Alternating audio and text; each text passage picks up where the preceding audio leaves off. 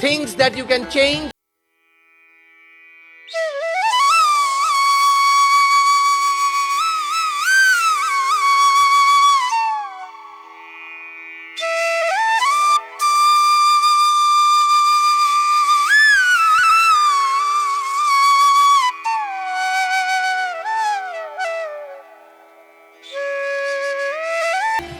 પણ પોતાની સાંસારિક જવાબદારીઓમાં પ્રમુખ સ્વામી મહારાજને મુખ્ય કહેવું હતું કે તમે તમારા સંતાનોના ઉછેર દરમિયાન સારા અભ્યાસની સાથે સાથે જે તમે કરાવો છો એને સંસ્કાર સારા પડે એ તમારી જવાબદારી. નહીં તો ઘણી વખત બગીચામાં ઘાસ મોટું થાય અને ઘરમાં છોકરા મોટા થાય, બે સરખું.